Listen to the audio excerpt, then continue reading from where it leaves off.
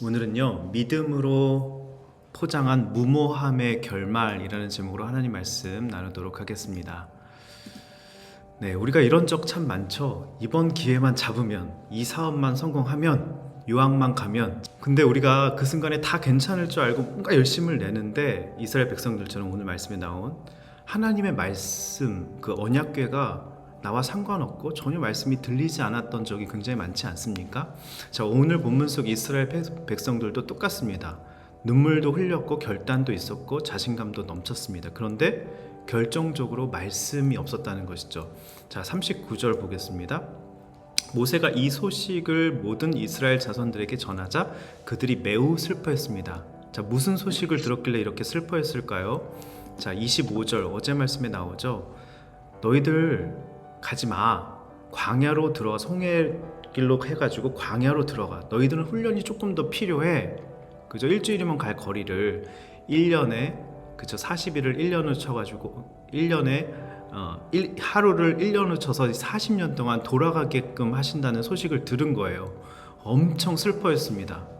왜 울었을까요? 회개해서가 아니죠. 자기 뜻이 꺾여서 울었던 것입니다. 억울해서, 분해서, 자존심이 상해서 운 것이죠. 여러분은 어떠십니까? 요즘 내 계획이 틀어져서, 하던 일이 안 돼서, 억울해서, 분해서, 자존심 무너져서 혹시 울고 계십니까? 여러분의 눈물은 어떤 의미가 강하십니까? 아니면 말씀이 잘 안 들려서, 또 순종이 잘 안 되는 내 모습을 보면서 애통해하면서 울고 계십니까? 자, 40절 한번 볼까요? 이튿날 아침 일찍 그들이 산꼭대기로 올라가서 말했습니다. 산꼭대기로 갔다는 것은 모세도 산꼭대기에서 십계명을 받았죠. 예수님도 산꼭대기로 올라가서 하나님과 교제하셨습니다. 뭔가 산꼭대기로 갔다는 것은 신앙적인 결단, 이것을 의미하는 것이죠. 그런데 말을 보세요. 보십시오. 우리가 죄를 지었대요. 그럴싸하죠? 회개하는 것처럼 보입니다. 여호와께서 약속해 주신 그것으로 우리가 올라가겠습니다. 말은 굉장히 번들하고 멋있죠. 우린 여기서 유사 회개자의 모습 세 가지를 발견할 수 있습니다. 첫 번째, 부지런하다고 회개한 것은 아닙니다. 이튿날 아침 일찍 일어났대요. 40절에 대단한 열심이죠. 자기 열심으로 움직인 것입니다. 요즘 유행하는 미라클 모닝, 갓생 산다, 그게 꼭 하나님이 기뻐하시는 삶은 아니라는 것이죠. 굉장히 부산하게, 분주하게 살지만 그것이 꼭 하나님이 기뻐하시는 모습은 아니라는 것이죠. 자, 두 번째, 유사 회개자의 모습 두 번째, 꼭 산꼭대기가 무조건 임재의 자리는 아니라는 것입니다. 기도원 간다고, 새벽 기도 열심히 나간다고, 봉사 열심히 한다고, 작정 기도했다고 다 하나님이 기뻐하시는 게 아닐 수도 있다는 것이죠.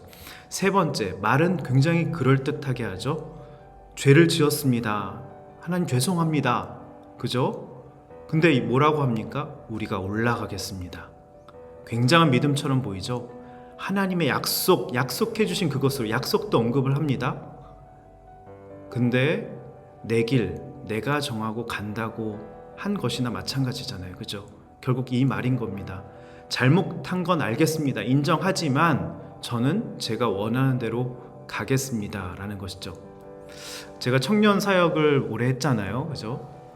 근데 이런 모습 진짜 많이 봤습니다. 불신자인데도 조건이 너무 좋으니까 청년들이 결혼을 밀어붙이더라고요.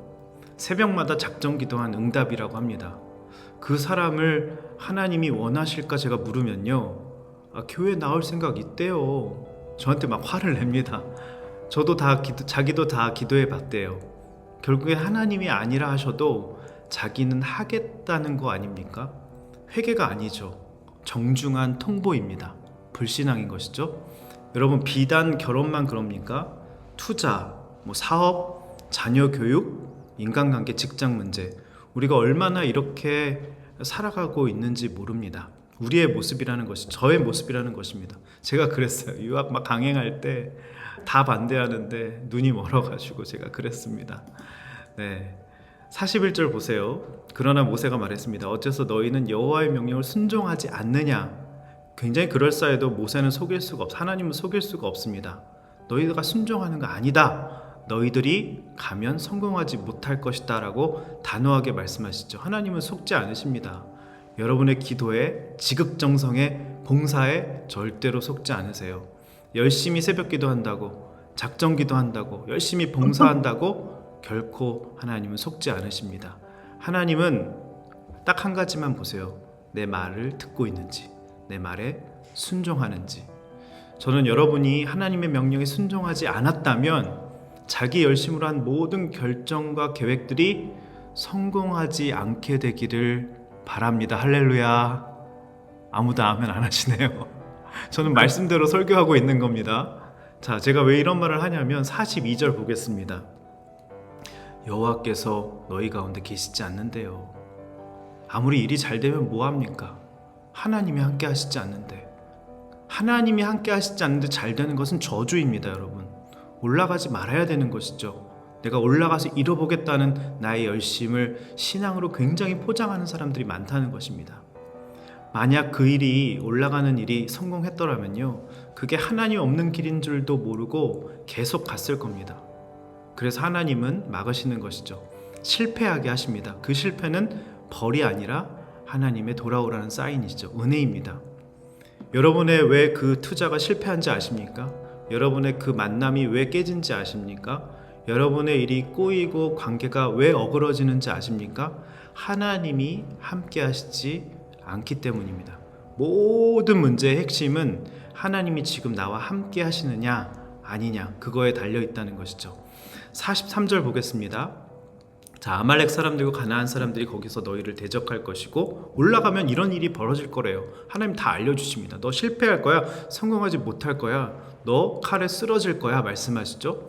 너희가 여호와께서 돌아섰기 때문에, 또 42절을 해서 43절 또 반복되죠. 여호와께서 너희와 함께하지 않으실 것이기 때문에 너희 칼에 넘어질 거야, 쓰러질 거야 라고 말씀하시죠. 실제로 아말렉과 가나안 사람들한테 박살났습니다. 왜요? 하나님 없이 올라갔기 때문에. 그렇다면 여러분, 오늘날의 아말렉과 가나안 거민들은 뭘까요? 뭐 불안이 될 수 있겠죠. 음란이 될 수 있겠죠. 중독이 될 수 있겠죠. 분노가 될 수 있겠죠. 그 다음에 자기 연민이 될 수 있겠죠. 우울이 될 수 있겠죠. 관계가 엉키는 게 될 수 있겠죠. 뭐 이런 거겠죠. 이게 다 하나님 없이 앞서가다 맞닥뜨리는 적들인 것입니다. 불안 생각해 보세요. 믿음 없이 앞서가다 그러니까 하나님 안 계시니까, 함께하지 않으시니까, 자기 열심으로 하니까 늘 불안한 겁니다. 중독 생각해 보세요. 하나님 말고 다른 걸로 마음 채우다가 생긴 병 아닙니까?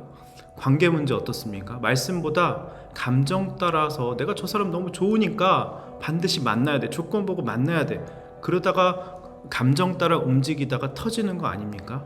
여러분 기억하십시오. 순종 없는 열심은 하나님 없이 전쟁터에 뛰어드는 자살 행위와 같습니다. 중요한 건 이거 하나예요. 하나님이 지금 나와 함께 하시는가? 나와 함께 하시는가? 다윗이 그랬잖아요. 나는 만군의 여호와 이름으로 나간다. 홀로 나아갔지만 하나님이 함께 하시니까 골리앗, 그 적을 무찌른 거 아닙니까? 이 하나님이 함께 하실 때 우리의 모든 불안, 염려, 걱정, 근심, 중독, 분노, 관계 문제 다 떠나갈 줄 믿습니다. 자, 44절 보세요. 충격적인 말씀이 나옵니다. 그럼에도 불구하고, 하나님 가지 말라 그랬는데 그럼에도 불구하고 그들은 무모하게 산꼭대기로 올라갔대요. 그러나 모세와 여호와의 언약궤는 진을 떠나지 않았다고 말씀하고 있죠. 이거 여기 보세요. 그럼에도 불구하고, 우리가 얼마나 이 그럼에도 불구하고 불신앙에 겉은 그럴듯하게 포장한 신앙적인 열심으로 포장하는지 모릅니다. 근데 그럼에도 불구하고 이 네 단어가 얼마나 우리 인생을 무너뜨린지 우리가 경험해봐서 알지 않습니까? 그럼에도 불구하고 말리는 결혼을 강행합니다. 청년들 진짜 많이 봤어요. 그럼에도 불구하고 이직을 밀어붙입니다. 그럼에도 불구하고 투자를 강행합니다. 그럼에도 불구하고 이혼을 진행하는 것이죠. 하나님이 몇 번이나 말리셨는지 모릅니다. 모세도 계속 경고했죠. 근데도 뭐라고 합니까? 전 제가 정한 방향대로 갈 겁니다. 올라갈 겁니다. 내 열심이면, 내 실력이면 못할 게 없습니다. 하나님도 내가 설득할 수 있습니다. 우리가 이러고 있다는 것이죠. 44절 후반절에 보시면 모세와 여호와의 언약궤는 진을 떠나지 않았다고 말씀하고 있죠. 이게 포인트입니다. 말씀도 기도도 믿음도 공동체도 하나님의 임재도 없이 혼자 올라가면 반드시 망한다는 것입니다. 그러자 어떻게 됐죠? 45절. 그 산에 살고 있던 아말렉 사람들과 가나안 사람들이 내려와서 그들을 공격해 호르마에 이르기까지 쳐 부수었습니다. 산은요, 하나님이 함께 하시지 않으면 적들의 안방입니다. 하나님 없이 올라갔다가 그 산이 인생의 무덤이 된 것이죠. 여러분, 호르마가 무슨 뜻인지 아십니까? 히브리어로 보면 완전히 진멸되다. 여기서 헤렘이란 명사가 나왔습니다. 하나님께 완전히 바쳐져서 드려진, 진멸된, 그죠? 내 자존심, 내 계산, 내 계획, 그 열심까지 하나님 앞에 이렇게 완전히 진멸돼야 한다는 것입니다. 그죠? 내 열심, 하나님 없는 열심은 진멸돼야 된다는 거예요.